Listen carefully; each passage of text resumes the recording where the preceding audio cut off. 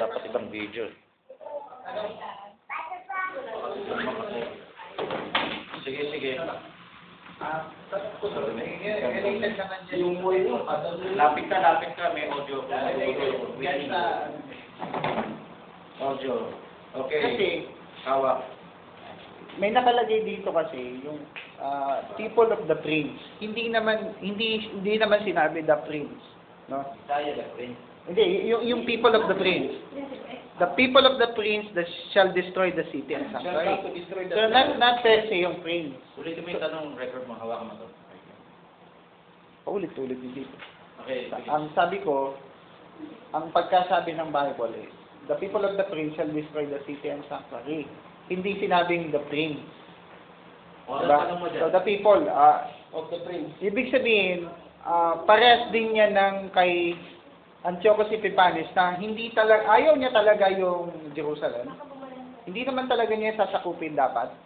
Na inis lang siya. So yun ba ay same din na naalala ko na ayaw ni Titus. Pero napilitan siya. Ay destroy ang sanctuary. Si Antiochus gusto pumasok sa templo, hindi pinapasok kaya galit.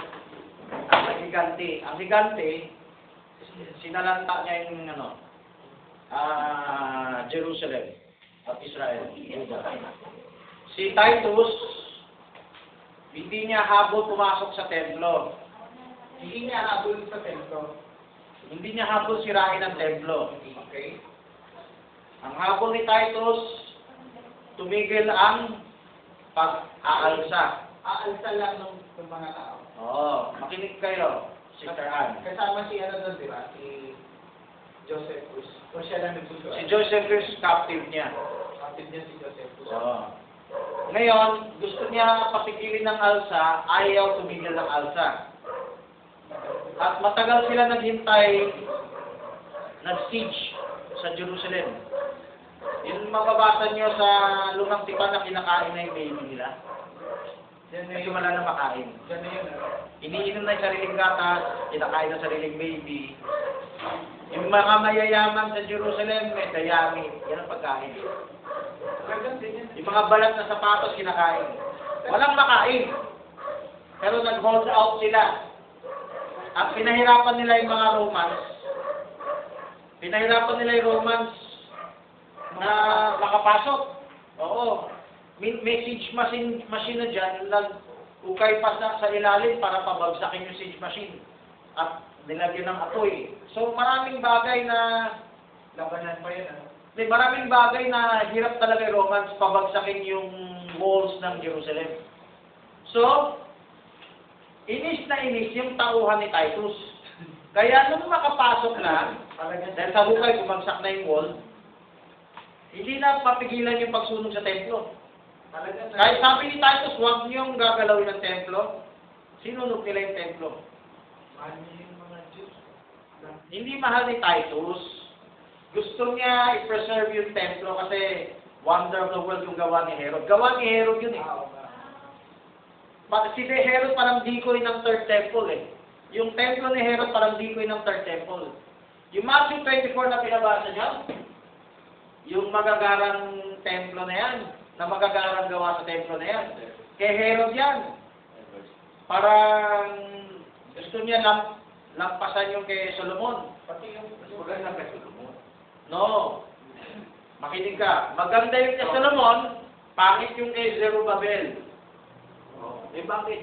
Sinabing pero, yung kay Herod, pinaganda. Mas maganda kay... Naging wonder of the world yun. Mas maganda kay Zerubbabel.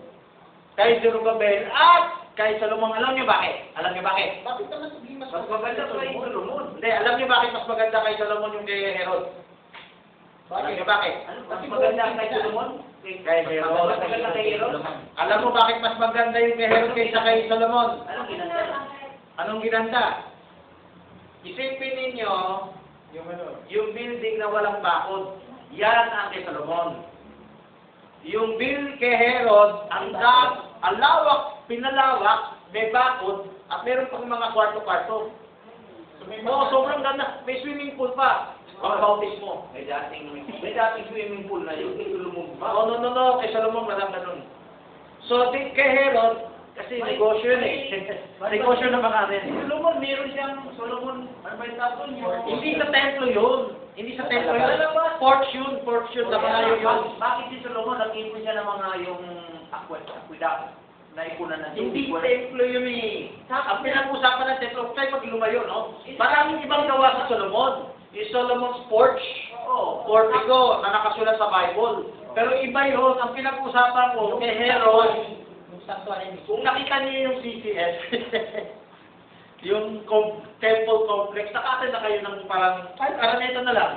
May arena, meron pa siya mga, kung ano, kwarto, di ba? So, super ganda yung kay Herod. Kaya sabi ng mga disipulo, Panginoon, ganda, no? Oh, doon sila sinabihan ni Kristo, alam mo, walang matitira dyan. Walang matitira. Yun na ngayon kay Titus. Yun na yung kay Titus. Yung sinasabi mo, Brother Lee, na the people, na 67, 1967, 1948, walang templo dyan. Wala pa. Meron dyan Moscow Umar.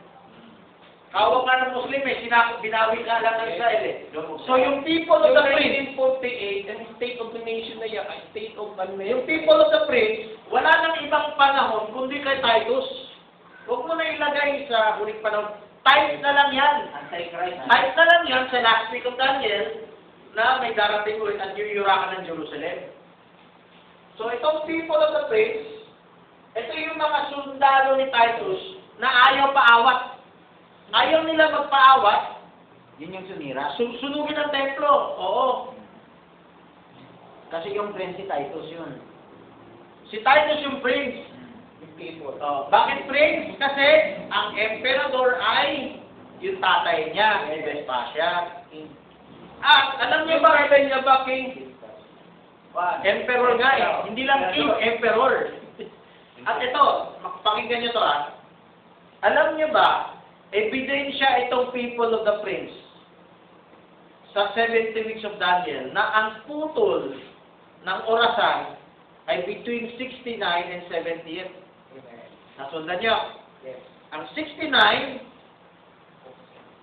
yan yung pagkatapos ng kamatayan ni Kristo. Eh 70 AD, malayo sa kamatayan ni Kristo, di ba? So between kamatayan ni Kristo until 70 AD, putol na yung orasan. Yan ang kailangan ipakita sa mga... Kailan ang puto lang orasan ng ng 62, 69. Sabi sa Bible, after 3 score and 2 weeks, which is 62, Sandali. shall the Messiah be cut off? Yung cut off mo ba yung cross, yung pagkamatayan nito? Oo, kamatayan. The Messiah shall be cut off. Yung cut off ng Messiah, cut off na rin, ito yung hiwaga na. Ayaw pamilya ni Pastor Val yan eh. Sinet ko yung last Sunday. Ayaw niya, sabi niya, Lumapit ka para ma-record. din sabi ni Pastor Val, Hawakan mo pa to. Ayaw niya mag-comment doon. Lapit. Sabi ko, ang tapos ng cutting of the Messiah shall be cut off, hanggang damay pati ministry ni Kristo. So walang and a half, walang 69 and a half, walang 62 and a half. Bagkus ang pagkalagay sa Bible, after 3 score and 2 weeks, wala nang and a half. Alam niyo saan galing ang inaha?